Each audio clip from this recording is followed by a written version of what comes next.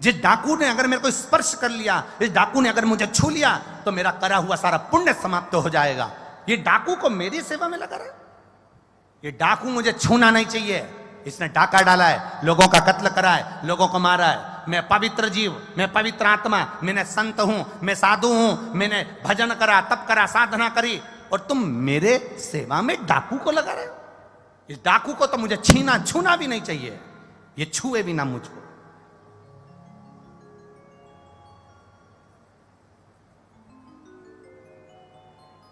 यमराज ने कहा, वो डाकू तुमसे बड़ा हो गया,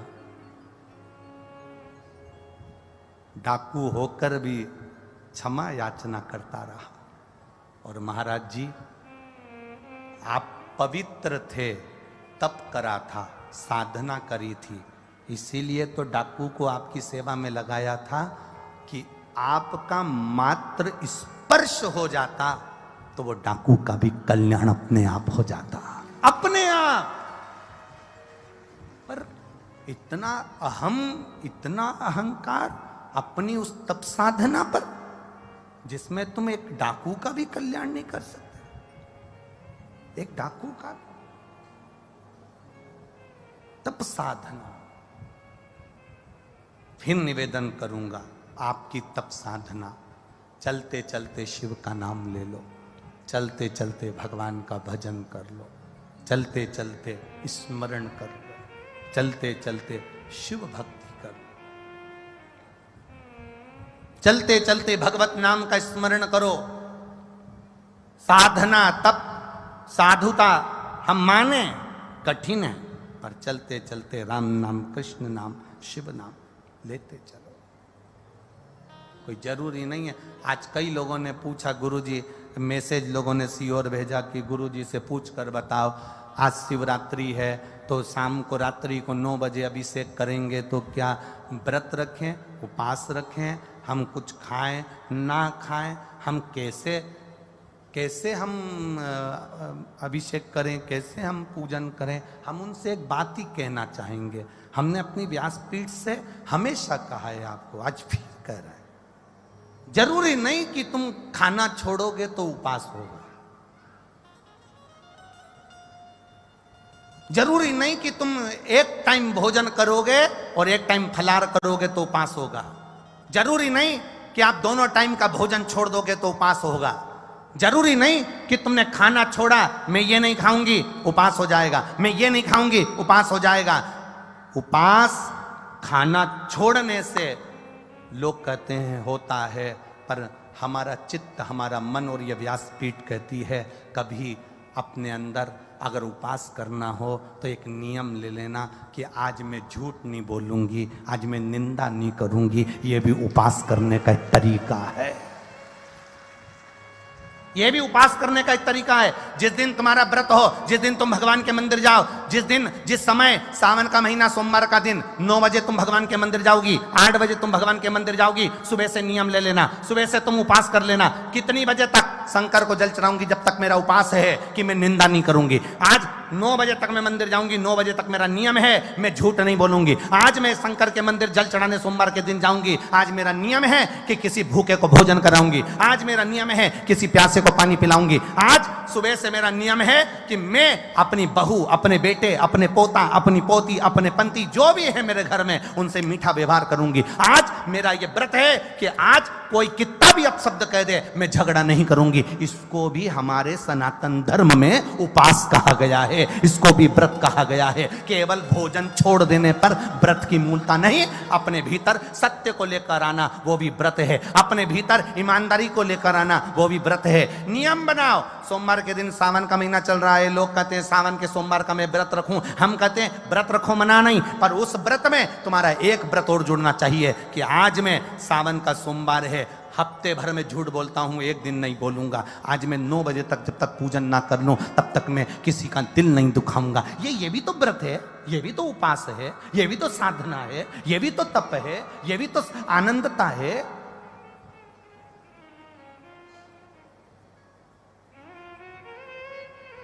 मैं खाना नहीं खाऊंगी, आज मेरा उपास है, साबूदाने की खिचड़ी 2 किलो खा गई क्योंकि आज मेरा उपास है। क्या मतलब का ऐसा उपास?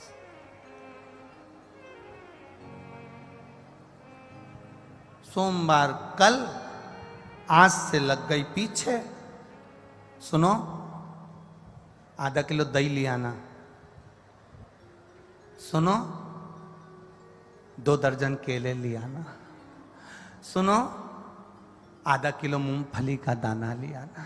सुनो, थोड़ा सा मोरधन कुट्टू का आटा ले आना।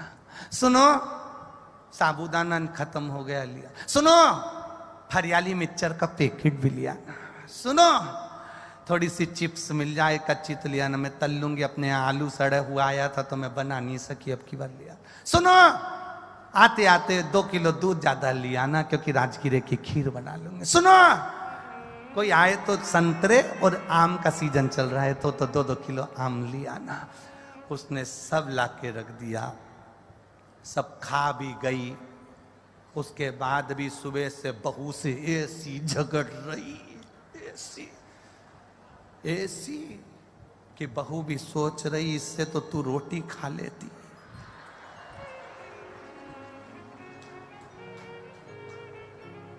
जरा सा साबूदाना नहीं गला, लड़ाई किस बात पे हो रही थी?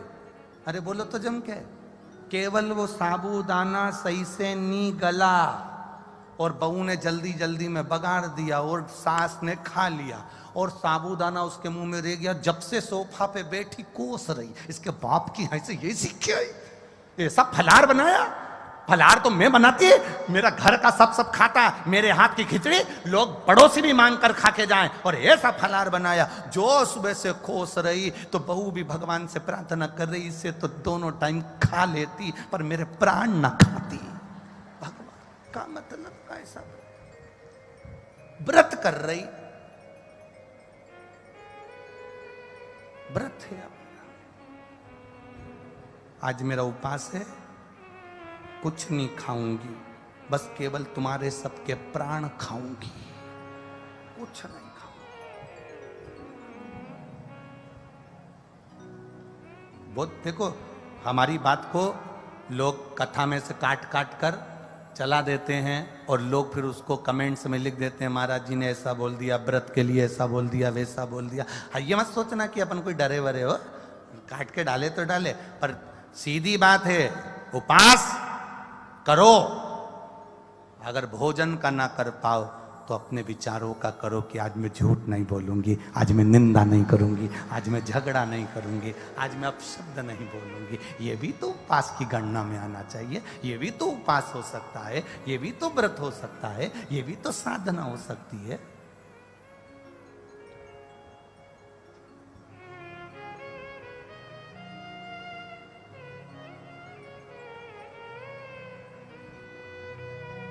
ये जीव का एक विचार है, ये जीव की एक सोच है, ये जीव की एक धारणा है।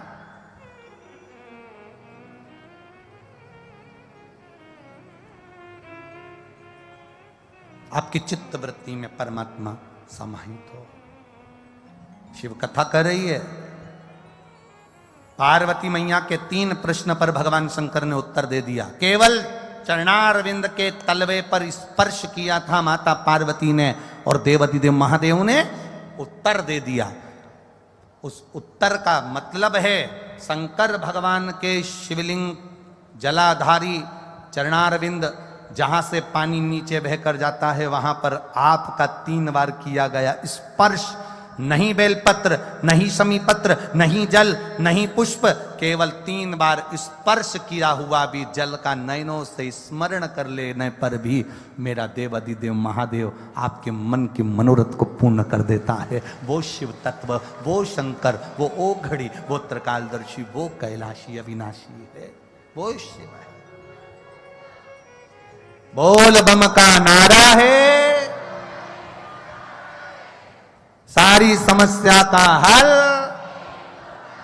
शिव तत्व को पहचानने का एक मौका है, वो मौका छोड़ो। शिव कथा कह रही है, भगवान देवाधिदेव महादेव का संवाद कह रहा। पार्वती मैया के प्रश्न 3 केवल शिव के चरण का स्पर्श कर कर प्राप्त कर लिए उसके उत्तर।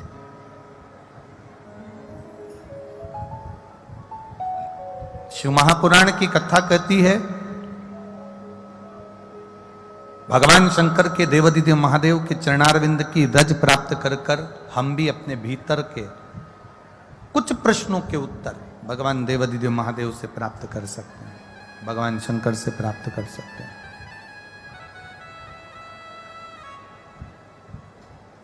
सती मैया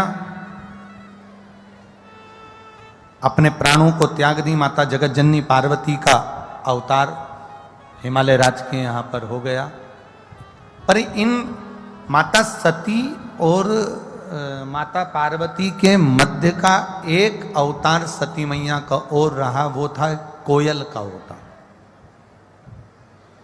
कल कथा में आपको कहा था, कथा में वर्णन किया था, भगवान शिव की पावन कथा में कल वर्णन किया था कि शिव जी को क्रोध आया और भगवान शंकर को क्रोध आया और माता सती जी से कहा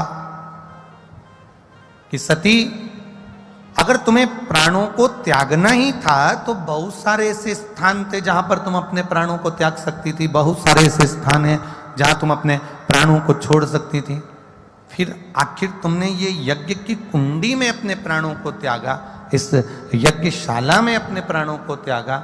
इसलिए मैं आपको श्राप देता हूं कि तुम कोयल का जन्म पाओ। और जब जैसे अभी 2 सावन हुए, ऐसे जब 2 आषाढ़ पड़ेंगे उस समय पर तुम मेरी तप साधना करोगी और तप साधना करोगी तब तुम मुझे पुनः प्राप्त करोगी, जिसको हमारे सनातन धर्म में कोकिला व्रत कहा गया। इधर जानते कोकिला व्रत को? जब 2 आषाढ़ पड़ते हैं, मतलब अधिक मास का जब आषाढ़ पड़ता है, 2 आषाढ़ पड़ते हैं, तब उसको कोकिला व्रत के नाम से जाना गया, जिस समय पर माता सती ने भगवान शिव की आराधना करी है कोयल के रूप में।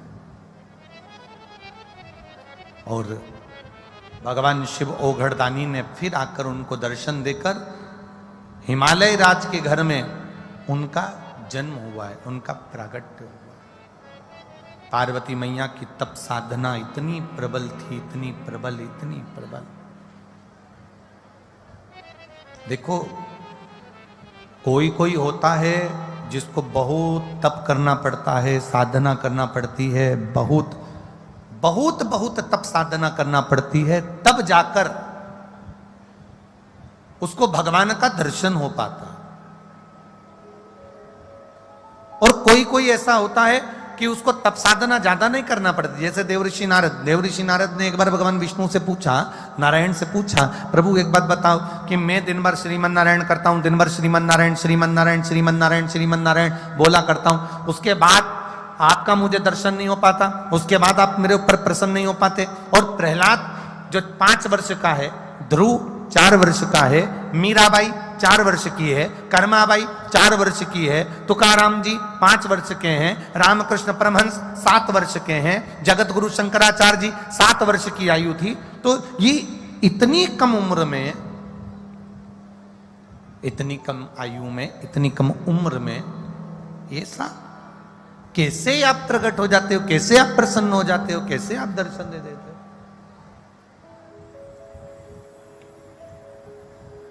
कैसे आप प्रसन्न हो जाते हो, कैसे आप प्रसन्नता है? शिव कथा कह रही है, भगवान शंकर का संवाद कह रहा है, शिव महापुराण की कथा कह रही है। भगवान नारायण देवऋषि नारद से कहते हैं कि नारद, ये इनके आज का पुण्य नहीं है जो मैं प्रकट हो गया हूं, इनके आज का पुण्य नहीं है कि जो मैं प्रकट हो गया हूं, ये तो पुरातन ना जाने कितने कितने जन्म निकल गए इनके भजन करते करते करते करते करते करते तब जाकर मेरा दर्शन हुआ है। तो मेरा भी आपसे यही निवेदन है कि जितने लोग पंडालों में भरे पड़े हैं, जितने लोग आस्था चैनल पर कथा सुन रहे हैं, जितने लोग फेसबुक यूट्यूब पर कथा सुन रहे हैं, आप शिव महापुराण की कथा में सम्मुख बैठकर हृदय से अपने दिल की बात देवाधिदेव महादेव से कर रहे हैं, तो ये विचार करना तुम्हारा एक जन्म का नहीं, ना जाने कितने जन्म का पुण्य इकट्ठा हुआ होगा, तब जाकर तुम शिव की कथा में पहुंच पाए हो, तब जाकर तुम भगवान देवाधिदेव महादेव की कथा का रस तत्व ग्रहण कर पा रहे हो, तब जाकर तुम भगवान शंकर की पावन कथा को सुन पा रहे हो। कोई कोई होता है चलते फिरते भगवत भजन करते आनंद करते अपने जीवन को धन्य बना लेता है, होता है। कुछ लोग खड़े होकर बस का इंतजार कर रहे थे, अब कुछ लोग खड़े होकर बस का इंतजार कर रहे हैं, बस आएगी बैठेंगे जाएंगे। एक भिखारी आया, जरा बहुत ध्यान देना महाराज, बस का इंतजार कर रहे हैं कुछ लोग वहां खड़े होकर, और एक भिखारी आया, सबसे मांगा भैया 5 रुपए दे दो, भैया 5 रुपए दे दो, भैया 5 रुपए दे दो, सबसे 5 रुपए इकट्ठे करे भिखारी ने, और एक ऑटो करा और उसमें बैठ के चले गया। बाकी के लोग क्या कर रहे थे? अरे जम के तो बोलो, बस का इंतजार। उसने क्या करा? सबसे जितने लोग बस का इंतजार कर रहे थे सबसे 5 रुपए ले लिए और ऑटो में बैठा चले गया। 2 तरह के लोग हैं, एक बस का इंतजार कर रहे हैं और दूसरा 5 रुपए लेकर तुरंत यहां से लिया वहां से लिया 5 रुपए इकट्ठा करा, 50 रुपए ऑटो करा सबके सामने और बैठा चल दिया। 2 तरह के लोग हैं, एक बैठ कर साधना कर कर भगवान आएगा, बैठेंगे मिलेंगे हमें उनके धाम लेकर जाएगा, और एक तुम्हारे जैसा होता है जो चलते फिरते भगवान का नाम लेकर अंत में परमात्मा के धाम चले जाता है। एक इंतजार में बैठा, एक इंतजार कर रहा है, एक साधना तप भक्ति में रम कर आएगा भगवान मैं उनके साथ जाऊंगा, आएगा भगवान मैं उनके साथ जाऊंगा। एक वो होता है जो चलते फिरते भजन कर रहा है।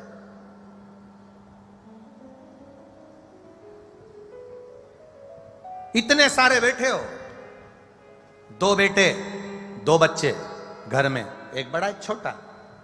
किसी किसी के घर में 2 बेटियां होती, कोई 2 बेटे होते, कोई बेटा बेटी होती, एक बड़ा एक छोटा। दोनों को भूख लगी। बड़े बच्चे ने कहा मेरे को भी भूख लग रही, छोटा कह रहा है मां मुझे भी भूख लग रही है। बड़े बच्चे को मां ने भोजन लगा कर दे दिया, थाली में एक जगह बिठा दिया, बैठकर वो खाने लगा। छोटा बच्चा कहता है मां रोटी दे। मां ने रोटी में घी लगाया, नमक लगाया, फिंगर बनाया, गुट्टा बनाया, पुंगा बनाकर उसके हाथ में पकड़ा दिया। बच्चे ने हाथ में पकड़ा, माँ का पल्लू पकड़ा, चलते फिरते खा रहा है। बच्चा खाना खाते जाए, माँ का पल्लू पकड़ के जाते जाए। माँ इधर जाए, बच्चा उधर चले जाए, माँ उधर जाए, बच्चा उधर चले जाए। बड़ा बेटा एक जगह बैठकर भोजन कर रहा है, छोटा बेटा माँ का पल्लू पकड़कर चलते फिरते खाते खाते चले जा रहा है। मेरे देवाधिदेव महादेव से प्रार्थना करना, भगवान हमको इतना बड़ा मत बना देना, हमें ऐसा संत, ऐसा साधु, ऐसा सन्यासी, ऐसा तपस्वी, ऐसा साधक, ऐसा उपासक हमको मत बनाना कि हम एक जगह बैठकर तेरा भजन कर सकें। ये हमारे बस की बात नहीं, हमें तो छोटे बच्चे जैसा बनाना, चलते फिरते तेरा भजन करें और तेरे धाम पर चले जाएं। बड़े बच्चे की तरह एक जगह बैठकर हम भजन कर पाएं, ये हमारी सामर्थ्यता नहीं है। एक जगह बैठकर हम स्मरण कर पाएं, ये हमारी सामर्थ्यता नहीं है। हमें तो छोटा बना दे, बिल्कुल छोटा।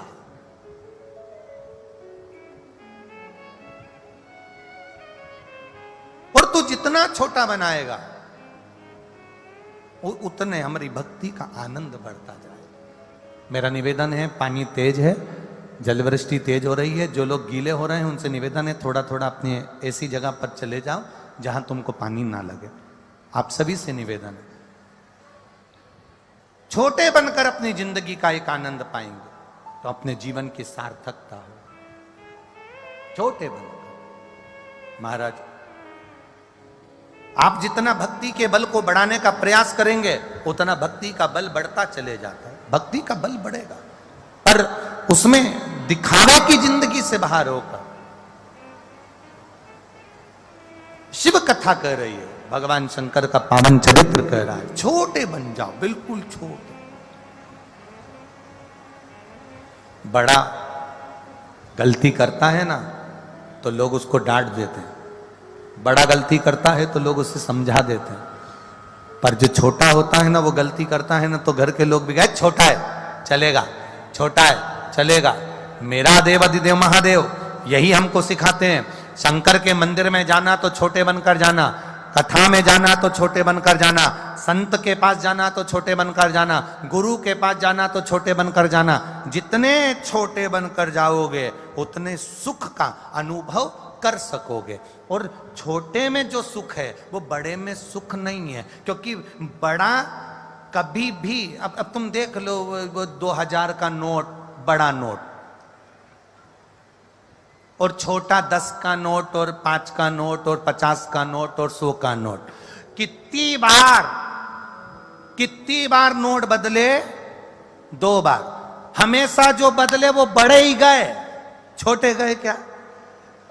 अरे बोलो तो जम के, नहीं गए ना। मतलब छोटा हमेशा टिका रहता है, बड़ा कभी भी गायब हो सकता है। इसलिए हमें इतने बड़े नहीं बनना कि हम कभी भी गायब हो जाएं, अहंकार में फूल जाएं, आसक्तियों में फूल जाएं, वासना तृष्णा में फूल जाएं। जो बड़ा बन जाता है फिर वो गायब हो जाता है, उसकी चेहरे से स्माइल गायब हो जाती है, उसके भीतर भोजन गायब हो जाता है, उसकी प्रसन्नता गायब हो जाती है। जो बहुत बहुत बड़ा हो जाता है तो वो ज्यादा तेज हंस भी नहीं सकता। कोई भी प्रसंग आएगा ना हंसने का भी, तो भी उसको बिल्कुल पल्लू लेके चुपचाप से हंसना पड़ेगा। अब तुरंत जितने बड़े होते चले जाओगे, जो छोटा है वो खड़े होकर नाच भी लेता है, जो छोटा है वो भजन में ताली भी बजा लेता है, जो बहुत वीआईपी बन गया तो वो ताली भी नहीं बजा पाता, बजाएगा भी तो धीरे, क्योंकि लोग क्या कहेंगे। जो बहुत बड़ा हो जाता है वो सही से भोजन भी नहीं कर सकता। छोटा आराम से भोजन, कहीं शादी में गया सारे स्टॉल खाएगा, खूब एंजॉय करेगा। और बड़ा वीआईपी बेचारा आया और 500 का लिफाफा दिया और बिना खाए जाएगा, क्योंकि वीआईपी है। इतना बड़ा मत बनना कि ना तुम खा सको, ना तुम हंस सको, और ना तुम कहीं आनंद की जिंदगी जी सको। मेरा शिव कहते हैं, मेरे ओघड़दानी, मेरे त्रिकालदर्शी, कैलाशी, अविनाशी माता पार्वती से कहते हैं, जगत जननी जो जितना छोटा होते चले जाता है वो जिंदगी की आनंद सुख को परम सीमा तक पा जाता है। परम सीमा तक आप जितने छोटे उतने आनंद, जितने छोटे हो उतने खुश। और बड़े से ले लो, एक साड़ी होती है वीआईपी साड़ी, उसमें बहुत जरी बरक सब लगा रहता है, खूब जोरदार। और एक साड़ी होती है एकदम साधारण।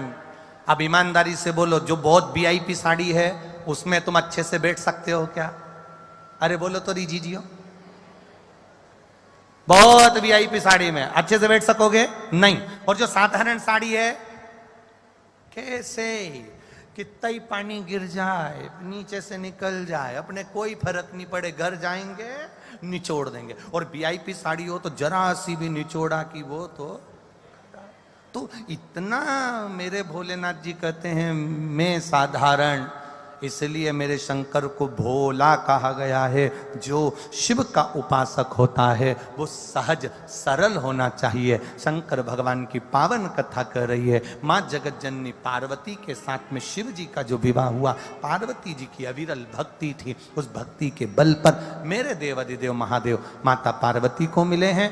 भगवान शिव की पावन कथा का आनंद करते हुए एक बात का स्मरण आप सभी को रहे कि अपनी जिंदगी में, अपने जीवन काल में अविरल भक्ति की ओर अग्रण्य हो। ये एक दिन में कितनी बार श्री शिवाय नमस्तुभ्यम बोल लेते हैं, ये टीवी के सामने बैठकर या मोबाइल के सम्मुख में या पंडाल में बैठकर कितने लाखों करोड़ों लोग एक साथ भगवान की भक्ति करते हैं। अब जब एक साथ में अगर भगवान की कथा सुन रहे हो, एक साथ में भगवान की भक्ति कर रहे हो, एक साथ में प्रार्थना कर रहे हो, तो मेरा शिव आपकी वो प्रार्थना को स्वीकार करता है। मेरा वो ओघड़दानी आपकी प्रार्थना को स्वीकार करता है। जैसे कलेक्टर के सामने कहीं पर जाकर अगर आप आंदोलन कर रहे हो, अकेले बैठकर अगर आंदोलन कर रहे हो, अकेले बैठकर आवाज लगा रहे हो, तो हो सकता है कि आपकी बात पर ध्यान नहीं दिया जाए।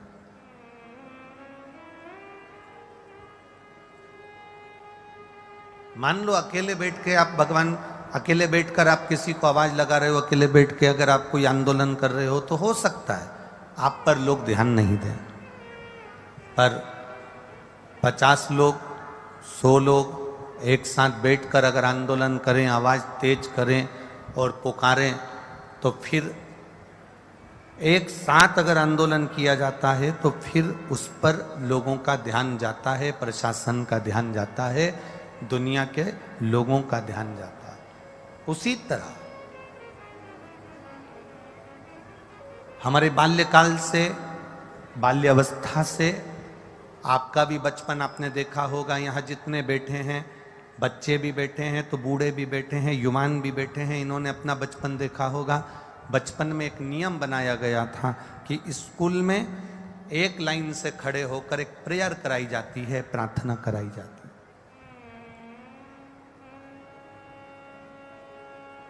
है। स्कूल में जब प्रार्थना करते हैं तो क्यों प्रार्थना करते हैं? स्कूल में प्रेयर क्यों कराई जाती है, प्रार्थना क्यों कराई जाती है? क्या कारण होता है कि प्रार्थना कराई?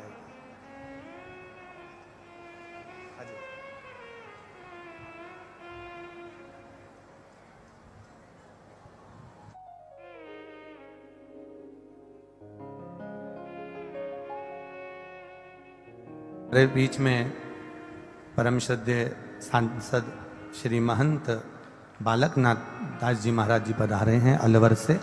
एक बार जोरदार ताली बजाकर आपका स्वागत।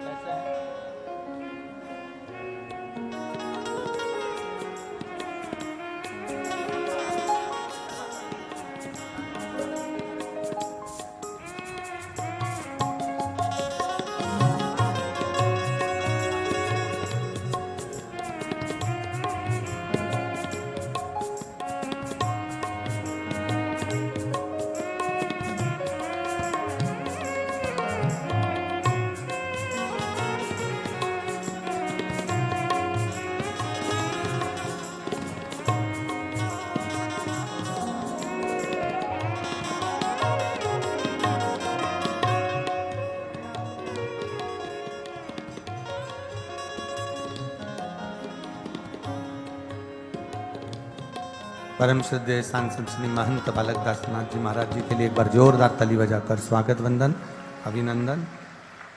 जो इस परम पुनीत श्रावण महीने में चल रही शिव महापुराण की कथा में पधार कर आशीर्वाद दिए हैं।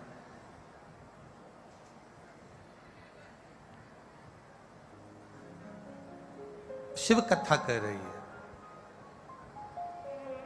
भगवान शंकर का संवाद कर रहा है। स्कूलों में लाइन लगाकर प्रार्थना करी जाती है।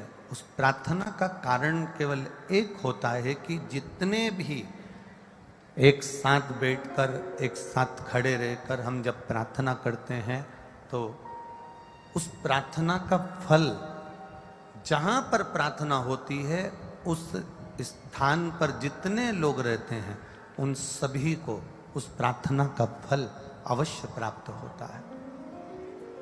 तो शिव महापुराण भी कथा यही कहती है कि जब आप लाखों की संख्या में आते हैं, आस्था चैनल के माध्यम से श्रवण करते हैं या फेसबुक यूट्यूब के माध्यम से कथा श्रवण करते हैं और एक साथ मिलकर जब पंचाक्षर मंत्र, षडाक्षर मंत्र, द्वादशाक्षर मंत्र, राम नाम, कृष्ण नाम का उच्चारण करते हैं तो उसका फल संपूर्ण ब्रह्मांड को अवश्य प्राप्त होता है। वो संपूर्ण ब्रह्मांड में अवश्य मिलता है। इसलिए बोल बम का नारा है, बाबा एक सहारा। हमारी पहचान हमारा स्वरूप नहीं है, हमारी पहचान हमारा चेहरा नहीं, हमारी पहचान हमारी वाणी है। हम किस वाणी से, किस तरह से किसको रिझा रहे हैं, हम अपनी वाणी के द्वारा भगवान का कितना भजन कर रहे हैं, हम वाणी के द्वारा कितना भगवत नाम का कीर्तन कर रहे हैं, हम वाणी के द्वारा कितना भगवत स्मरण कर रहे हैं, ये हमारी पहचान हमारी वाणी कहलाती है।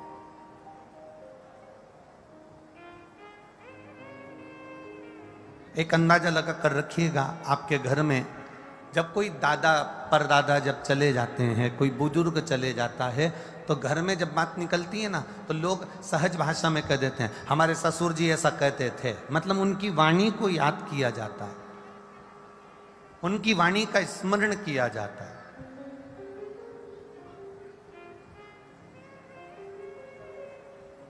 हमारी सास ऐसा कहती थी, उनकी वाणी का स्मरण किया जाता है।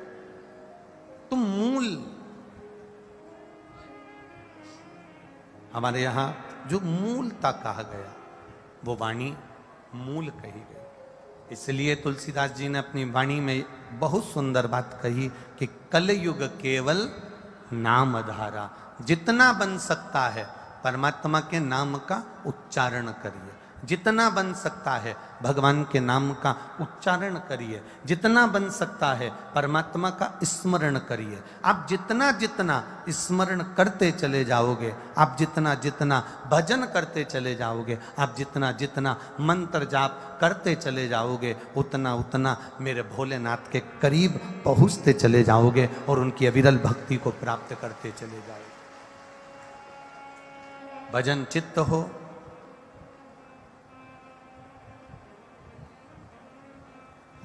बड़ी मुश्किल से यह मानव की देह मिलती है, और अगर मिली है ये मानव की देह तो उसका सदुपयोग हो।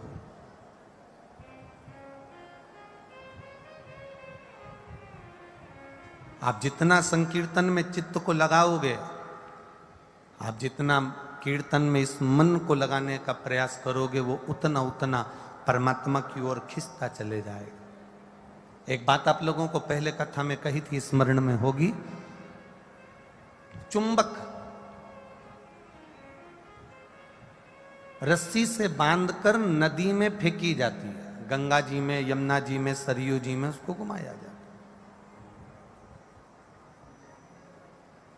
और चुंबक को नदी में जब डाला जाता है, नदी में डालने पर वो चुंबक जब घूमती है, घूमने के बाद जो चुंबक में चिपकने वाले जो कण होते हैं, चुंबकीय जो कण होते हैं, वो चुंबक में चिपक जाते हैं, उसमें कपड़ा नहीं चिपकता,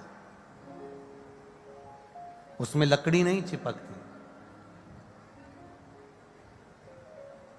चुंबकीय जितने कण हैं, जो चुंबक से लगने वाले जितने कण हैं, चुंबक में चिपकने वाले जितने कण हैं, और चुंबकीय जितने कण हैं वो चुंबक में चिपक जाते हैं। जो चुंबकीय कण है ही नहीं,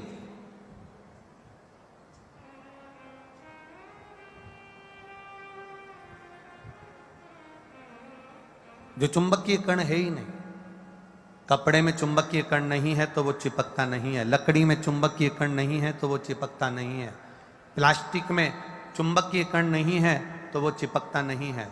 कोई कितना ही प्रयास करे कि चुंबक में कपड़ा चिपक जाए, नहीं चिपकेगा, कागज चिपक जाए, नहीं चिपकेगा, प्लास्टिक चिपक जाए, नहीं चिपकेगा, उसमें लकड़ी चिपक जाए, नहीं चिपकेगी। पर चुंबक में जिस चीज में चुंबकीय गुण होगा वो खींच लेगी। उसी तरह शिव महापुराण की कथा हो, भागवत कथा हो, राम कथा हो, आपके अलवर में जितनी कथा होती है, कथा में वही पहुंच पाता है जिसमें शंकर का चुंबकीय गुण होता है और वो खिंचकर यहां तक पहुंच जाए,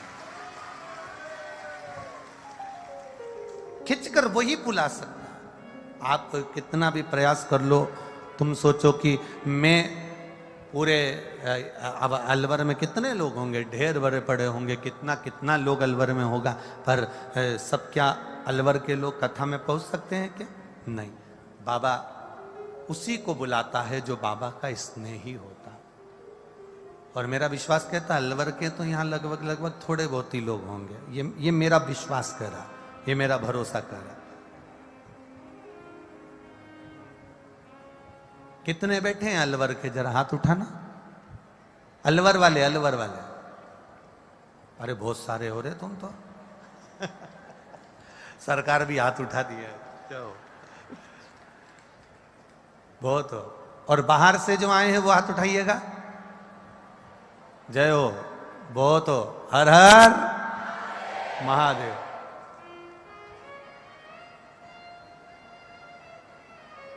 चुंबकीय तत्व अपने भीतर हो, जिसके अंदर शिव की भक्ति होगी, जिसके अंदर शंकर की भक्ति होगी, जिसके अंदर शिव नाम का उच्चारण होगा, जिसके अंदर शंकर के नाम का उच्चारण होगा, जिसके अंदर भगवत भजन का उच्चारण होगा, वो अपने आप खिंचकर परमात्मा की भक्ति की ओर चला जाए। क्योंकि शिव तत्व है ही ऐसा। आप एक प्रैक्टिकल करके देखिएगा अपने जीवन में। जो एक बार शंकर के मंदिर में जाना चालू कर देता, एक प्रैक्टिकल करना अपनी जिंदगी में। जितने लोग कथा सुन रहे हो, वैसे तो आप लोग मंदिर जाते हो, पर एक प्रैक्टिकल करिएगा। जितने लोग शिव के मंदिर जो नया नया जाता है, पहली बार जाता है या दूसरी बार जाता है, जो शंकर के मंदिर में पहुंचता है, वो एक बार शंकर जी के मंदिर में जाना चालू कर दे, शिव जी को एक लोटा जल चढ़ाना प्रारंभ कर दे, शंकर जी के मंदिर में झाड़ू पोछा करना प्रारंभ कर दे, शिव जी के मंदिर में सफाई करना प्रारंभ कर दे, शंकर जी का श्रृंगार करना प्रारंभ कर दे। जो एक बार शंकर भगवान की सेवा में एक दिन गया, एक बार लग गया, फिर मेरा भोलेनाथ उसको जिंदगी भर नहीं छोड़ता, पकड़कर अपना बनाकर रखता। मेरा शिव उसको अपने पास रखे। मेरा ओघड़दानी अपने नजदीक में रखता।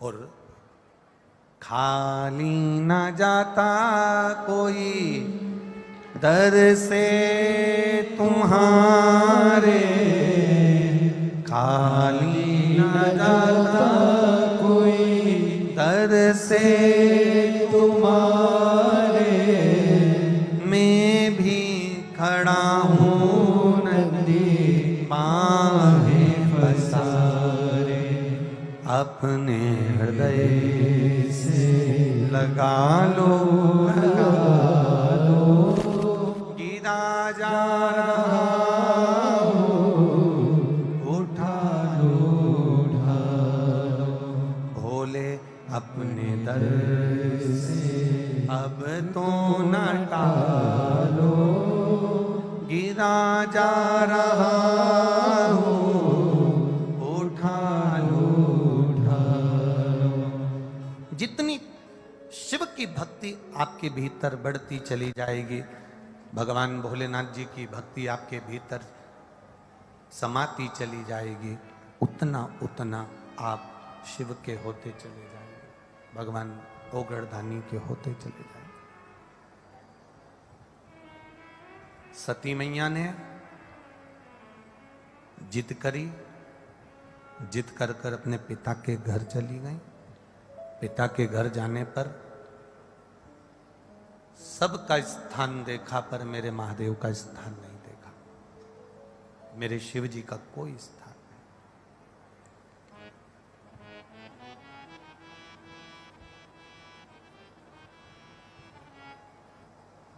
जहां शंकर का कोई स्थान नहीं होता, वो स्थान 33 कोटि देवी देवता को भी प्रिय नहीं होता। बहुत ध्यान देना इस प्रसंग पर, तुम्हारा ध्यान रखना इस बात। जहां शिव का स्थान नहीं है, वहां 33 कोटि देवी देवता का कोई स्थान नहीं। जहां शिव नहीं है, वहां फिर देवता। दक्ष प्रजापति का जब यज्ञ हुआ, दक्ष प्रजापति ने जब यज्ञ करा, उस यज्ञ में इंद्रदेव को बुलाया गया, वायुदेव को बुलाया गया, वरुण देव, गरुण देव, नारायण, ब्रह्मा, सभी देवी देवताओं को वहां पर बुलाया गया, सबको बुलाया। आज सावन की शिवरात्रि है, थोड़ा सा ध्यान रखकर कथा सुनिएगा। सबको निमंत्रण दिया गया, सबको बुलाया।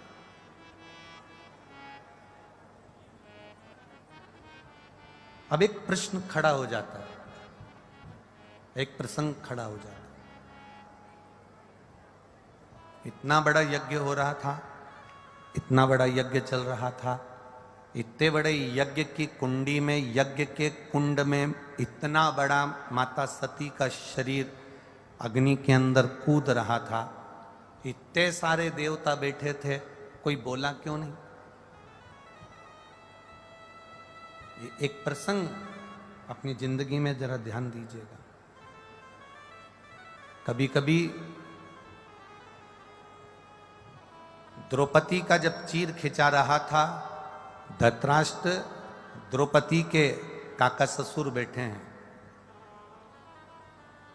चीर खिंचा रहा है, गांधारी बैठी है, चीर खिंचा रहा है, द्रौपदी के पति वहीं पर बैठे हैं,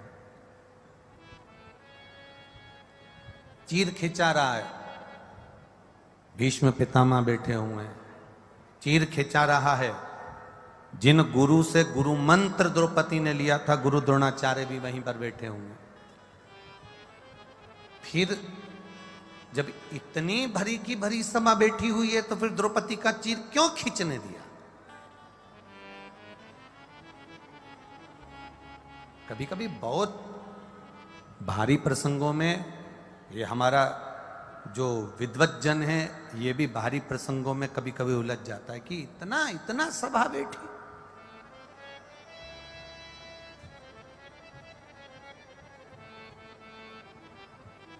और द्रौपदी का चीर कोई बचा नहीं पाया, द्रौपदी का चीर कोई छुड़ा नहीं पाया। कारण क्या था? एक गलती द्रौपदी ने अपने जीवन काल में कर दी थी, जब वो पूर्व जन्म में एक ब्राह्मण की बेटी थी, तब उसने एक बहुत बड़ी गलती करी। और एक गलती नहीं, द्रौपदी ने जिंदगी में 2 गलतियां भारी कर दी थी, जब वो ब्राह्मण के घर की बेटी थी। और ये एक प्रसंग तो अपने यहाँ महाभारत में मिल जाता है, और दूसरा प्रसंग अधिक मास की कथा में मिल जाता है। गलती कौन सी करी द्रौपदी ने? गलती ये करी कि एक संत स्नान करने के लिए सरोवर में गए और अपने वस्त्र को संत घाट पर रख कर गए, और द्रौपदी ने वो संत को थोड़ा सा आनंद लेने के लिए वो वस्त्र को छुपा दिया। वो वस्त्र कांटों में ले जाकर डाल दिया, वो मिले नहीं। संत ढूंढते रहे, संत ढूंढ रहे, वो मिलता नहीं। आखिरी में संत वस्त्र विहीन वहां से चल दिए। जिसने मेरा ये वस्त्र लिया है,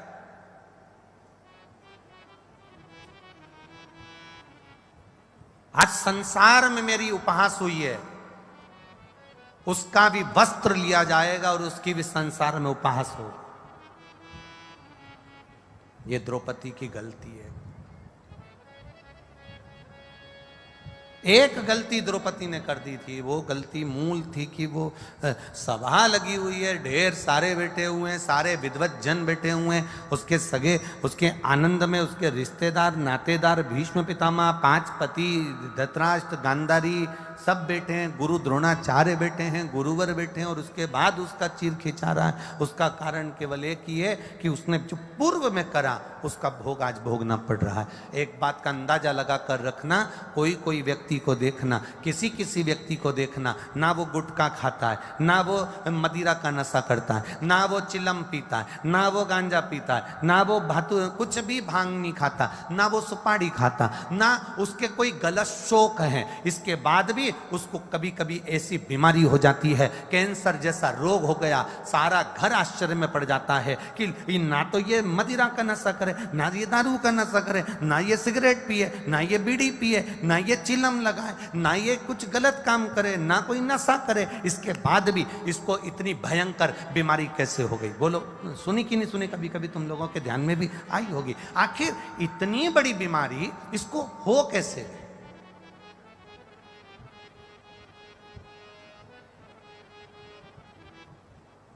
ना तो इसने मदिरा का नशा करा, ना इसने कोई चिलम लगाई, ना इसने कोई गलत काम किया, फिर इतनी बड़ी बीमारी कैसे होगी? ना सुपारी खाए, ना गुटखा खाए, ना तंबाकू खाए।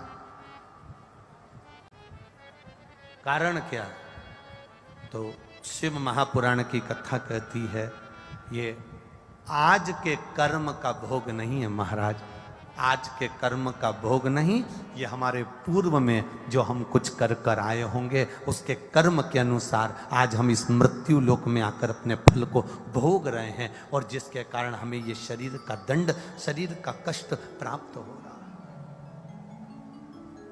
शरीर का कष्ट, अच्छा भोजन मिल रहा है, आप देवादिदेव महादेव को धन्यवाद देना कि आपको अच्छा भोजन प्राप्त हो रहा है, ये पूर्व का कर हुआ कुछ पुण्य होगा। कथा में बैठे हो, शंकर भगवान की सावन का महीना, शिवरात्रि का दिन, और भगवान शिव की कथा में बैठकर कथा का रसपान कर रहे हो, भगवान को धन्यवाद देना, यह कोई पूर्व का पुण्य होगा जो आज हम यहां बैठकर कथा का रस तत्व ग्रहण कर रहे हैं। कहीं किसी संत, साधु, गुरुजन, तपस्वी जन, ब्राह्मण जन, कोई दरिद्र, कोई भूखे व्यक्ति को, कोई प्यासे व्यक्ति को पानी पिला दिया, भूखे को भोजन करा दिया, किसी का मुख झूठा करा दिया। जिस दिन तुम अपने घर से थोड़ा सा सामान बनाकर ले जाकर किसी के मुख को झूठा करा दो, उस दिन तुम भगवान को धन्यवाद देना कि आज तूने मुझे इस लायक बना दिया कि मैं किसी का मुख झूठा करा रही हूँ, तूने मुझे इस लायक बना दिया कि मैं भूखे को भोजन करा रही हूँ, तूने मुझे इस लायक बना दिया कि मैं प्यासे को पानी पिला रही हूँ। ये तेरी कृपा है।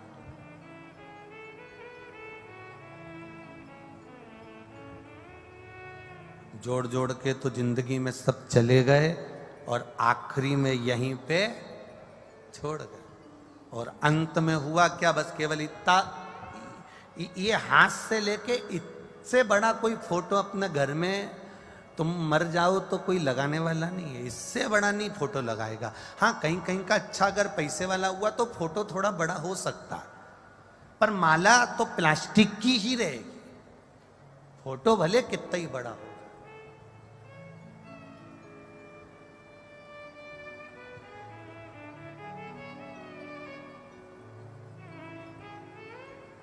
परसों की कथा में आपको एक बात कही थी, परसों की कथा में आपको कहा था कि ये 500 का रुपया मान लो, इसको तुम्हें ऊपर तक लेकर जाना है। अब ये 500 के रुपए को तुम गठरी बांध कर, ऐसे पल्लू में बांध कर तुम उसको रख भी लोगे तो क्या ये चले जाएगा? अरे बोलो जम के, जाएगा? जाएगा क्या? नहीं जाएगा। अब इस 500 रुपए को तुम कहीं पेंट की नीचे सी मोरी को मोड़ के भी उसमें छुपा के भी रख लोगे तो चला जाएगा क्या? नहीं जाएगा। वो 500 रुपए को तुम कितना भी छुपा कर ले जाने का प्रयास करो, पर वो नहीं जाएगा तो नहीं जाएगा। तो फिर करना क्या पड़ेगा? तो परसों की कथा में कहा था कि ये 500 रुपए का तुम पुण्य बना लो। 500 का पुण्य कैसे बनेगा? तो कहा कोई भूखे को इस 500 रुपए में से 50 रुपए का, 100 रुपए का, 10 रुपए का, 20 रुपए का भोजन करा देना, किसी प्यासे को पानी पिला देना, किसी को दवाई की जरूरत हो और उसके पास दवाई ना हो तो औषधि दिला देना, किसी के पास में अगर मान लो शिक्षा का लिए उसका मन कर रहा है मेरे को पढ़ाई करना है और मेरे पास ट्यूशन का पैसा नहीं है, उस 100 रुपए में से 50 रुपए ट्यूशन का निकाल देना। ये 500 रुपए तुम साथ नहीं ले जा सकते, पर 500 रुपए का पुण्य बनाकर तुम ऊपर तक लेकर जा सकते हो। वो पुण्य तुम्हारे जीवन में काम आ सकता है। उस पुण्य को बनाना है।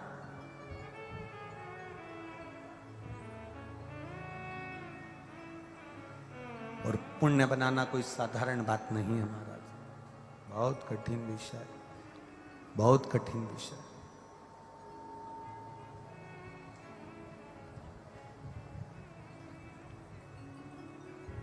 आज ये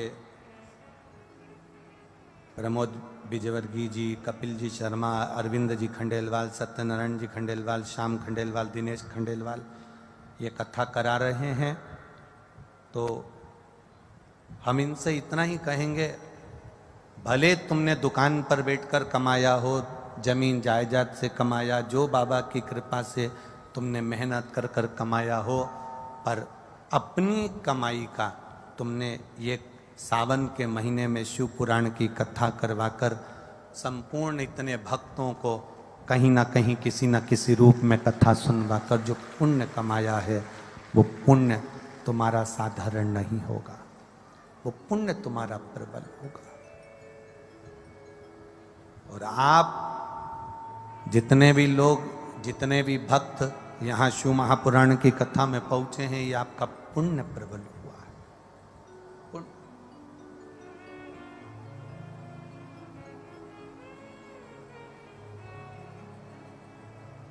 जिस दिन किसी भूखे को भोजन करा दो, जिस दिन तुम किसी प्यासे को पानी पिला दो, तो समझ लेना कि तुमने आज भोलेनाथ ने तुमको इस लायक बना दिया।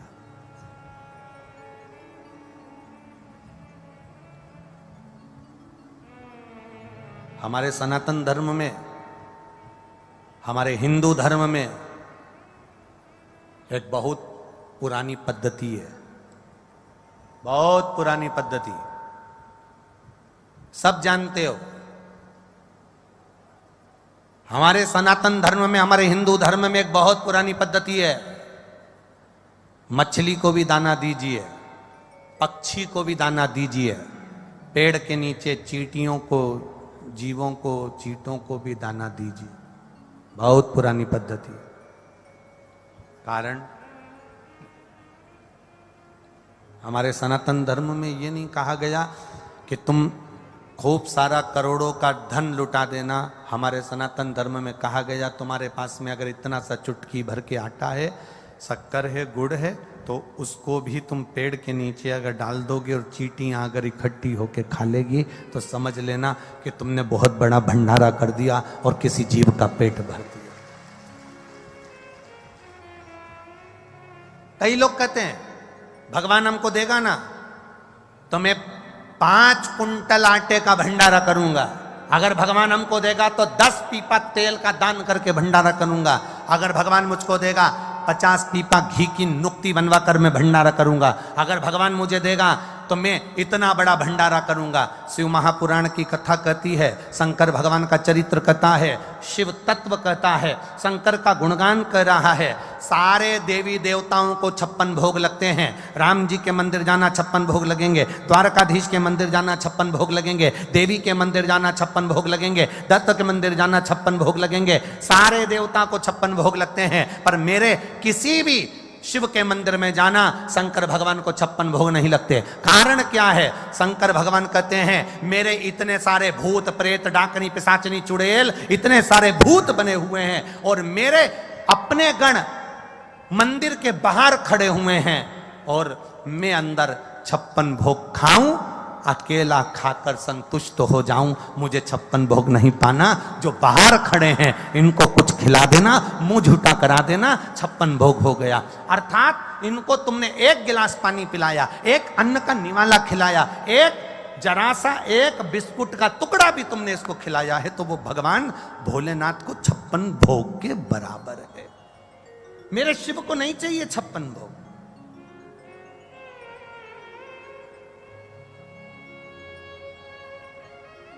केवल एक मेरा देव अधिदेव महादेव ऐसे हैं, पार्वती मैया जब भोजन परोसती है, आकड़िया की रोटी बनाई, काकड़िया की साग, और परसे माता पार्वती जी पावे भोलानाथ मन शिव रटोरे, छोड़ दो कपट मन शिव रटोरे। आकड़िया की रोटी बनाई और काकड़िया की साग। पार्वती जी जब जब भोजन बना के तैयार रखती हैं, शंकर भगवान के सामने थाली आती है, शिव जी के सामने जैसी थाली पहुंची, बाबा भोलेनाथ जी के सामने जैसी पात्र आया भोजन का, शंकर भगवान सबसे पहले भोजन करने से पहले नंदी की ओर देखते हैं, नंदी शिव जी की ओर देखता है। तब पार्वती जी 3 बार भगवान महादेव से प्रश्न कर चुकी, ऐसा क्या कारण है कि मैं भोजन बनाकर तुम्हारे सामने रखती हूं और नंदी की ओर तुम मुड़कर देखते हो? भोजन में कोई कमी रह गई, भोजन में नमक रह गया, भोजन में मिर्ची रह गई, भोजन में घी रह गया, भोजन में क्या कमी रह गई कि मैंने थाली रखी और तुमने नंदी की ओर देखा? ऐसा है क्या? पति भोजन करने बैठे और पत्नी ने थाली लगा के रखी और पति अपना मोबाइल देखता रहे, तो पत्नी को गुस्सा नहीं आएगा? तुम्हारा मोबाइल जरूरी है कि भोजन जरूरी है? किससे चैटिंग चल रही है? क्या है ये? किससे बात चल रही है? क्या हो गया ये मोबाइल में क्यों लगे रहते हो दिन भर? भोजन की थाली सामने रखी है ना। माता पार्वती जी ने शिव जी के सामने भोजन की थाली रखी और भगवान शंकर भगवान ने नंदी की ओर मुख कर कर देखा। जो नंदी की ओर देखा तो पार्वती जी ने गुस्सा कर दिया। माता पार्वती जी बोली, प्रभु एक बात बताओ, मैं रोज भोजन की थाली लाती हूं और आप भोजन की थाली देखकर नंदी की ओर देखते हो, ऐसा है क्या?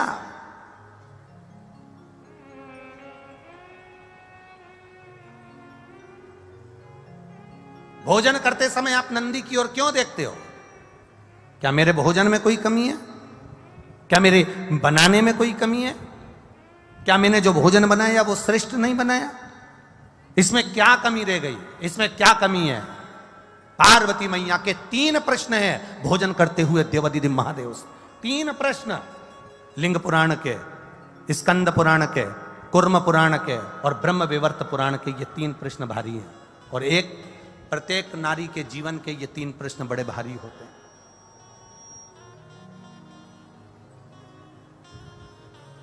ब्रह्म विवर्त पुराण में भी यह वर्णन किया गया। प्रश्न कर लिया, क्या कारण क्या है? ये नंदी को तुमने देखा क्यों और नंदी ने तुमको देखा क्यों? क्या बात क्या है?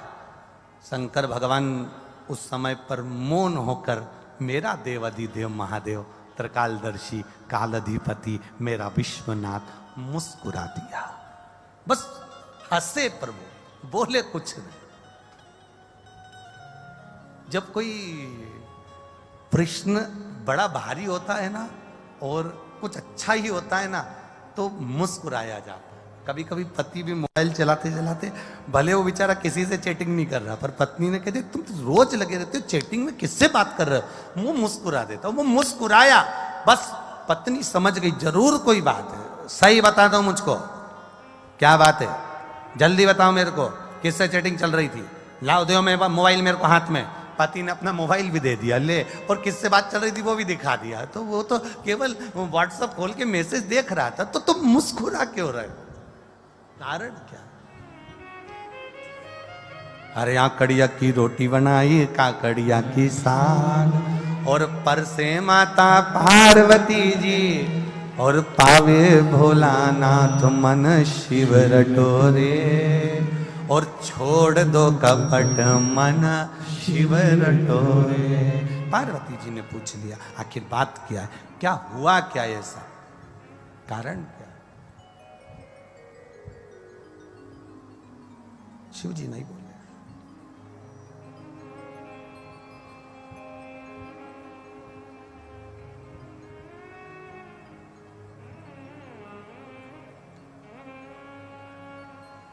शिव जी नहीं बोले। थोड़ी देर बाद मां जगत जननी जल का पात्र लेकर आई।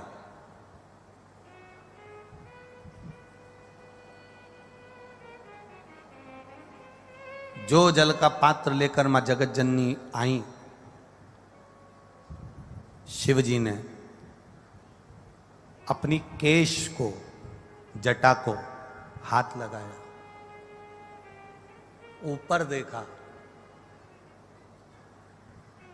शंकर जी का एक चित्र, एक फोटो आपने देखा होगा जिसमें शिव जी ऊपर देख रहा है, दोनों हाथ ऊपर।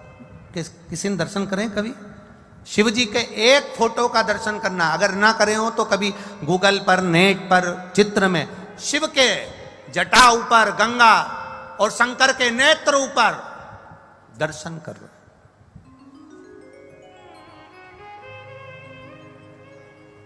पार्वती जी ने फिर प्रश्न कर लिया, मेरे एक प्रश्न का उत्तर नहीं दिया आपने। मेरा दूसरा प्रश्न है, मैं आपके लिए जल लेकर आई तो आपको ऊपर देखने की क्या जरूरत थी? अगर मैं जल लेकर आई हूं तो ये ऊपर देखने की क्या जरूरत है? क्या है ऐसा ऊपर?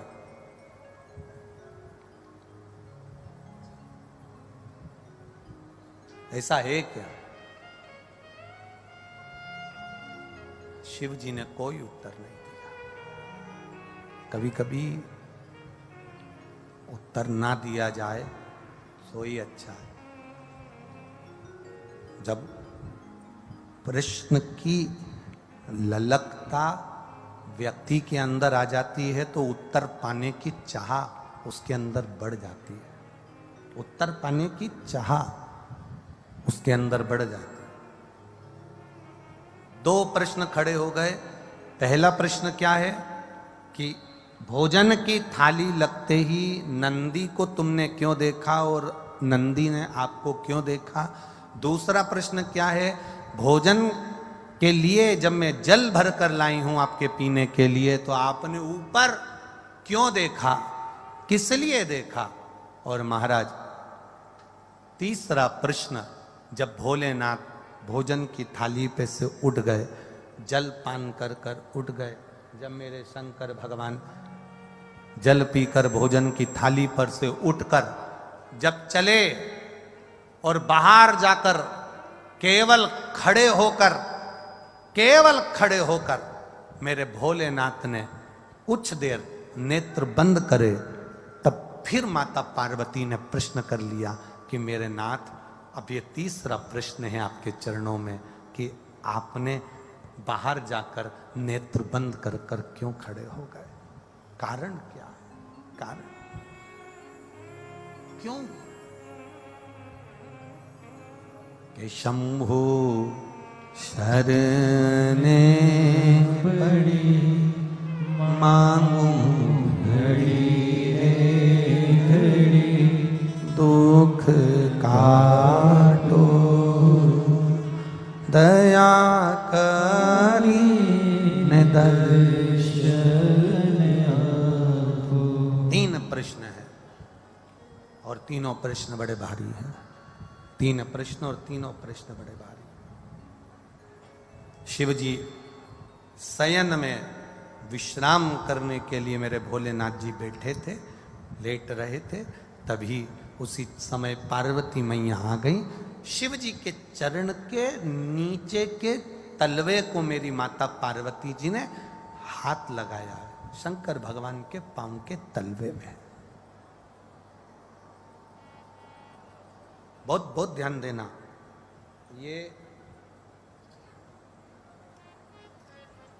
ये शिवलिंग जलाधारी, ये जो चरण पे से जल नीचे गिर रहा है वो स्थान, बहुत बहुत ध्यान देना थोड़ा सा हो। ये शिवलिंग जलाधारी, यहां से जल अशोक सुंदरी के पास में से नीचे की ओर गिर रहा, ठीक है। बेलपत्र नहीं है आपके पास चढ़ाने के लिए, मत चढ़ाओ। जल नहीं है चढ़ाने के लिए, मत चढ़ाओ। अक्षत नहीं है चढ़ाने के लिए, मत चढ़ाओ। पुष्प नहीं है शिव जी को चढ़ाने के लिए, मत चढ़ाओ। शमी पत्र नहीं है, मत चढ़ाओ। पर किसी शिवालय में, किसी शंकर के मंदिर में अगर तुम गए हो, तुम्हारे पास में कुछ भी नहीं है, जो भी भगवान का दर्शन तुमने किया है, तो यहां से जो पानी नीचे गिरता है, उस गिरने वाले स्थान पर मात्र अपने हाथ का 3 बार स्पर्श कर कर बाबा से दिल की बात कहकर आ जाओ, तो मन की मुराद बाबा पूर्ण कर देता है। वो सहज प्रसंग है। माने मेरी माता पार्वती जी ने शिव जी के चरण के नीचे के तलवे को मेरी माता ने स्पर्श किया है। आज बाबा बैठे हुए और माता ने चरण के तलवे को स्पर्श किया,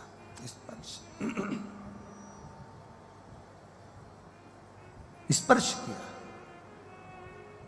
बस अब पार्वती जी ने प्रश्न नहीं किया। 3 प्रश्न माता पार्वती जी कर चुकी थी, अब दूसरी बार माता पार्वती जी ने शंकर जी से कोई प्रश्न नहीं किया। मेरा धर्म पत्नियों से निवेदन है, तुम्हारे पति से तुमने एक प्रश्न किया और उसका उत्तर अगर वो नहीं दे रहे हैं तो तुम मौन हो जाओ, चुप हो जाओ, पीछा मत पकड़ना।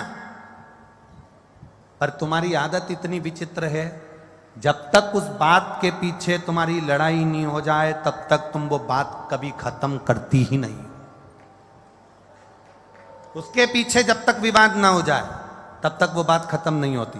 पर शिव महापुराण अपने चरित्र का वर्णन करते हुए कह रही है, शिव तत्व का चरित्र का वर्णन करते हुए कह रही है कि जब एक बात का प्रश्न, एक प्रश्न तुमने किया और तुम्हारे पति ने उत्तर नहीं दिया तो हो सकता है वो उत्तर बाद में दे, हो सकता है उस उत्तर के लिए तुम ठीक नहीं हो सकता है उत्तर के लिए वो समय ठीक नहीं है, हो सकता है उत्तर के लिए वो स्थान ठीक ना हो सकता है वो उत्तर तुम्हारे लिए ना हो, इसलिए उसने नहीं दिया।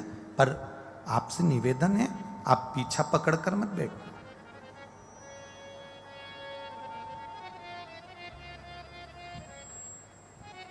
कई माताओं की आदत होती है, कई आवाज पकड़ रहा है, गला पकड़ रहा है।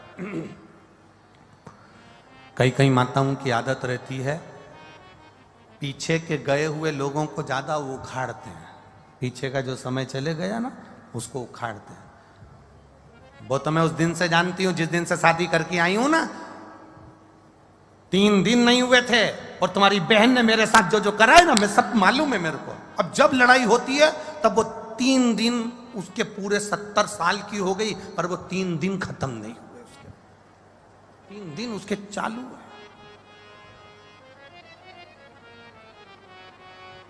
अब मेरे महादेव जी ने क्या करा, केवल चरण के तलवे को स्पर्श किया था मेरी मां ने, केवल चरण को स्पर्श, और शिव जी ने कह दिया, गौरा, ए गौरा, ए हिमालय सुता, ए विनायक की महतारी, ए षडानंद कार्तिकेय की मां, जगत का भरण पोषण करने वाली है जगत जननी, तुमने 3 प्रश्न मुझसे किए। अब प्रश्न नहीं करा है मेरी माता ने, केवल एक बार प्रश्न कर कर मेरी माता भूल गई, और भूलने के बाद मेरी मां महादेव के चरण के उस रज को, उस नीचे तलवे को केवल स्पर्श करी और शिव जी ने उत्तर देना प्रारंभ कर दिया।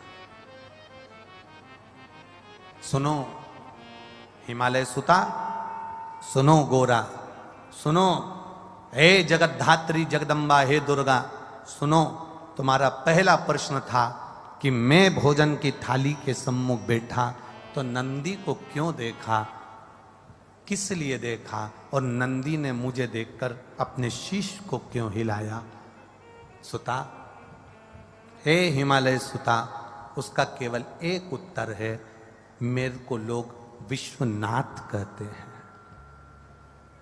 विश्वनाथ का मतलब तुम जानती हो सुता? विश्वनाथ का मतलब तुम्हें मालूम है पार्वती? पार्वती जी कहती हैं, हां, जो विश्व का नाथ है।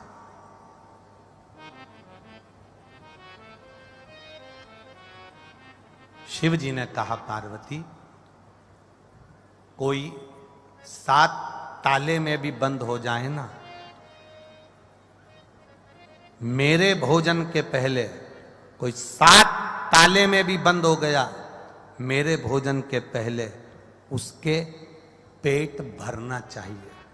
विश्वनाथ का मतलब है कोई अनाथ ना रहे, सबका उदर पोषण हो, सबका पेट भरे।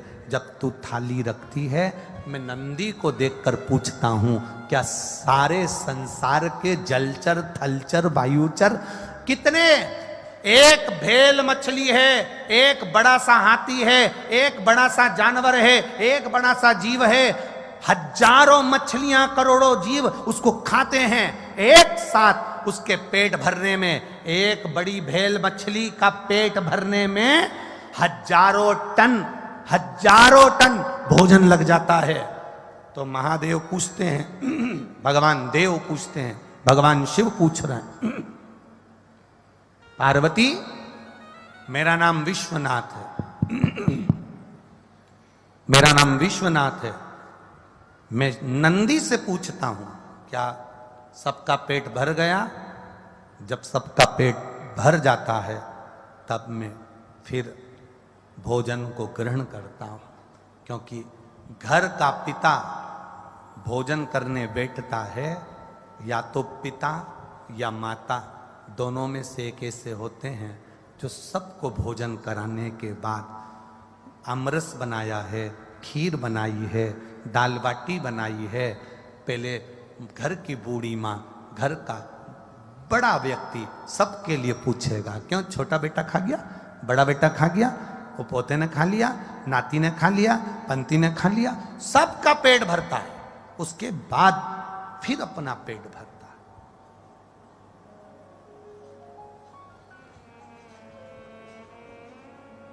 मैंने नंदी से पूछा क्या सबका पेट भरा गया? नंदी ने शीश हिलाया, ठीक है। अब मुझे दूसरा प्रश्न का उत्तर जो था, देवादिदेव महादेव ने कहा, सुनो पार्वती जी, जिस समय तुम जल का पात्र लेकर आई थी, उस जल के पात्र को जब मेरे सामने लाकर दिया था तो मैंने ऊपर अपने नेत्रों को करा, हाथ उठाए, नेत्रों से मैंने ऊपर देखा। उस समय में मां गंगा से पूछ रहा था, गंगा, ए गंगा,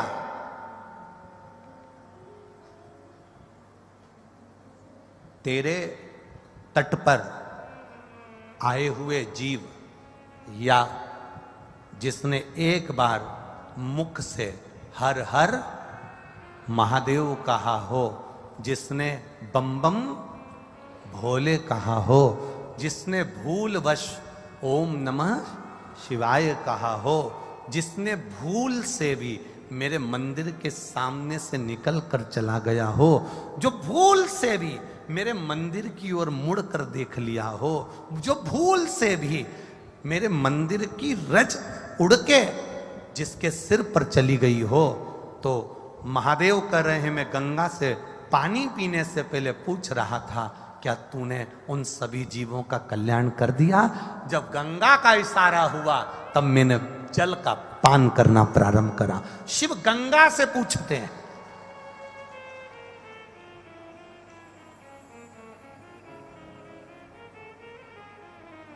और तीसरा प्रश्न का उत्तर, तीसरे प्रश्न का उत्तर महादेव कह रहे हैं, मैं बाहर गया, नेत्र बंद कर थोड़ी देर खड़ा हो गया, तब शंकर भगवान कहते हैं, उस समय पर मैं बाहर खड़े होकर मेरे इष्ट मेरे राम को याद कर रहा था और उनको धन्यवाद दे रहा था कि तूने मुझे जो कार्य सौंपा है विश्व के भरण पोषण का, वो मैंने सुचारू रूप से कर दिया, उसके लिए तेरा धन्यवाद है। नेत्र बंद कर।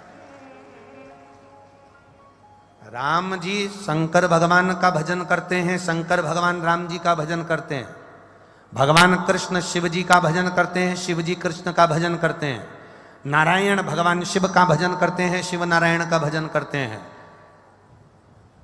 एक दूसरे की भक्ति में सब लगे हुए, एक दूसरे के भजन में सब लगे हुए, एक दूसरे के स्मरण में सब लगे। हमारे जैसे नहीं है कि हम एक दूसरे की टांग खींचने में लगे हुए हैं। देवताओं में कभी ये नहीं हुआ कि एक दूसरे की टांग खींची गई है। अगर देवता टांग खींचते होते तो एक उनकी कथा नहीं सुन पाते, देवता कभी किसी की टांग नहीं खींचे।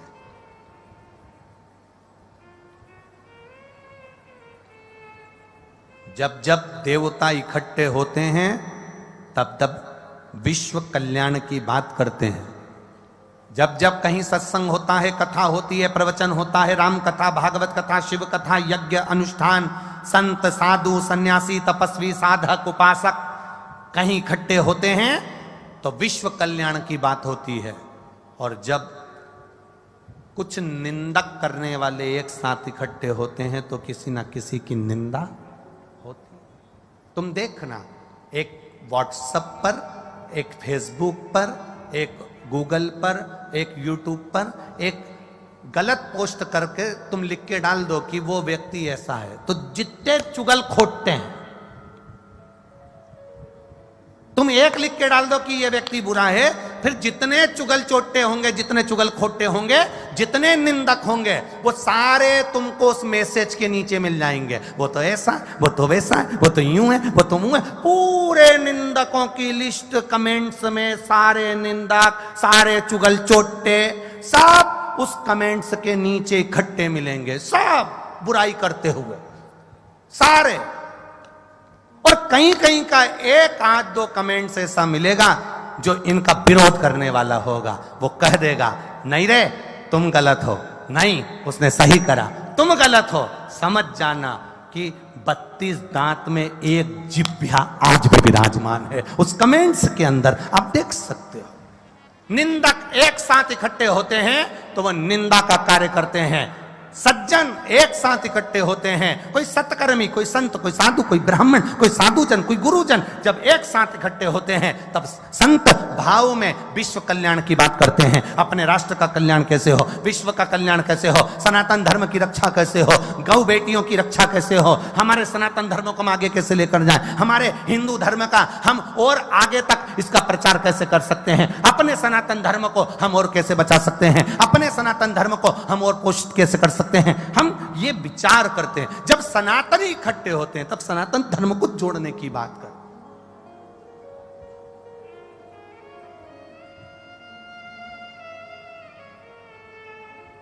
मेरे भोलेनाथ राम जी को धन्यवाद दे रहा है।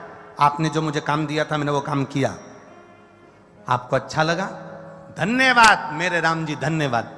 राम जी जब भी कोई कार्य करते हैं तो भोलेनाथ को धन्यवाद देते हैं। हमारे यहां की तो इतनी विचित्र रीति है, गुलाब जामुन अच्छी बन जाए तो सास तुरंत कह देती है मैंने बनाई है। सब्जी अच्छी बन जाए तो सास तुरंत कह देती है मैंने बनाई है। और सब्जी अगर बिगड़ गई, वो तो बहू को बनाना ही नहीं आता, उसके बाप के घर से ऐसी सीख के आई है।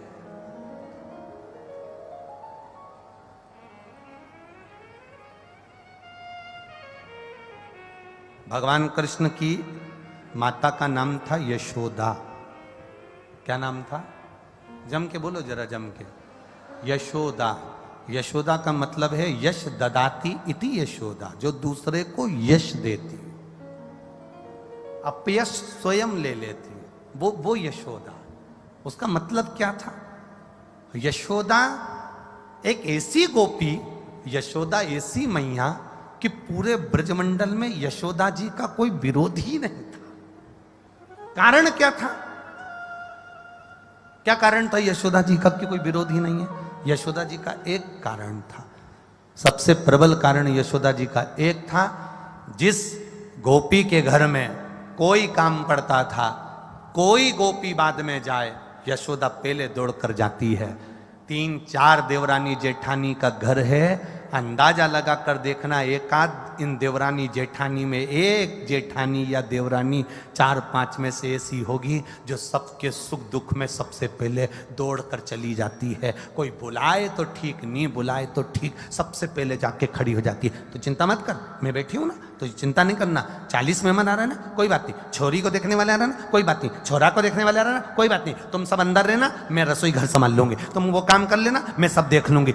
4-5 जेठानियों में, देवरानी में, ननंदों में एक 5 बहनें हैं, नंदे हैं। नंदों में एक ननंद ऐसी होगी जो अपना घर परिवार छोड़कर तुरंत अपने मायके आकर काम संभाल लेती है। और एक ननंद वो होती है जो टाइम पर आएगी, चली जाएगी। एक ननंद वो होती है अपने हस्बैंड के साथ आती है, खाती है, पीती है, साड़ी लेके चली जाती है। एक ननंद ऐसी होती है 3-4 दिन रुककर पूरा फैलारा उठाकर, भाभीियों का हाथ बटाकर, काम संभाल के, छोरा छोरी को तैयार कर कर, ए जाओ बुआ से तैयार हो जाओ। बुआ जी ने सबकी कंगी पाटी पाड़ पुड़ा के, काजल माजल लगा के, छोरा छोरी के तैयार करके कथा में ले जाकर बिठा दिया। और एक आई, अपनी फैशन से फुर्सत नहीं मिली और सज धज के पति के साथ बैठ गई, सोफा पे कथा सुनी और चली गई। एक ननंद ये तुम बुरा मत मानना रही जितनी नंदे आई हो, और मान भी लोगी तो कोई दिक्कत की बात नहीं है, उसमें कोई टेंशन मेंशन मत लो। अगली बार ज्यादा से ज्यादा यही होगा, तुम अलवर में मत बुलाना, स्वामी जी तो है, कोई ना कोई तो बुलाएगा, तो उसमें टेंशन लेने का विषय नहीं है। मूल है कि हमारे स्वभाव में एक ऐसी होती है जो तत्पर खड़ी रहती है सबके सुख दुख में, भले मायके वाले के करे ना करे, ससुराल वाले के करे ना करे, पर जहां वो जिस मोहल्ले में, जिस गली में, जिस क्षेत्र में रह रही है, सबका सहयोग करती है। क्या हो गया भाभी जी, रो क्यों रहे हो, क्या हो गया, कुछ नहीं, ऐसा कोई टेंशन मत लो, मैं कर दूंगी, मैं आ जाऊंगी। वो उसकी पहचान भी नहीं, उसका कोई रिश्तेदार भी नहीं, तो भी सबका सपोर्ट कर रही, तो भी सबका सहयोग कर रही।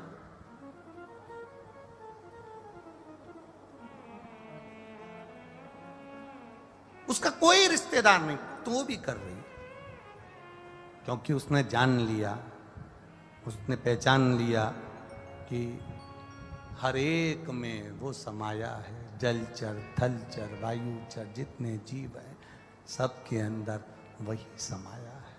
सब कोई अलग से है ही नहीं। मेरे राम शिव जी का धन्यवाद करते हैं। मेरे शिव जी स्वयं भोलेनाथ राम जी का धन्यवाद करते हैं।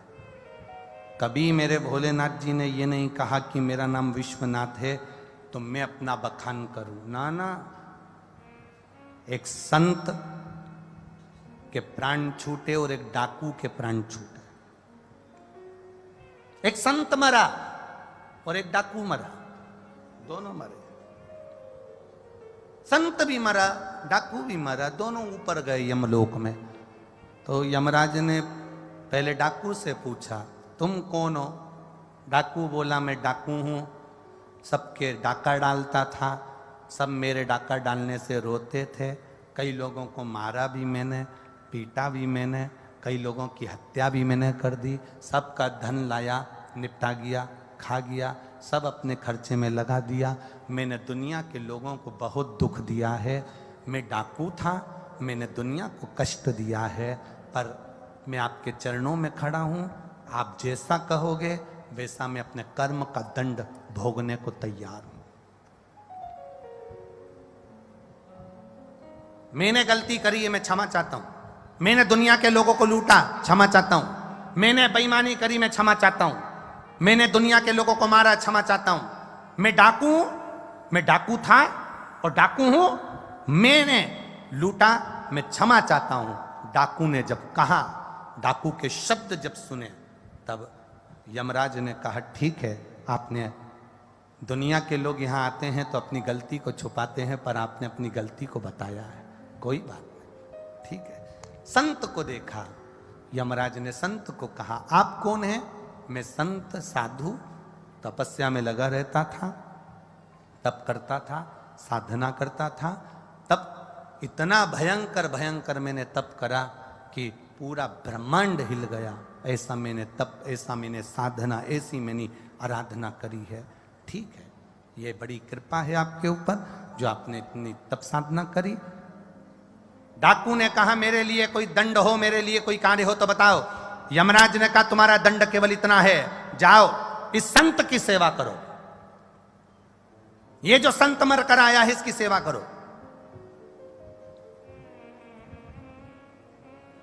डाकू ने कहा, सरकार आपकी जो आज्ञा, जो प्रभु आपकी कृपा, मेरे राघव जी की जो मर्जी। डाकू खुश हो गया, संत की सेवा मैं कर दूंगा। अब डाकू खुश हो गया, पर संत नाराज हो गया। संत ने कहा, ये कैसा निर्णय, यमराज तुम्हारा निर्णय कैसा है? यमराज ये तुम्हारा निर्णय है? एक डाकू को मेरी सेवा में लगा रहे हो?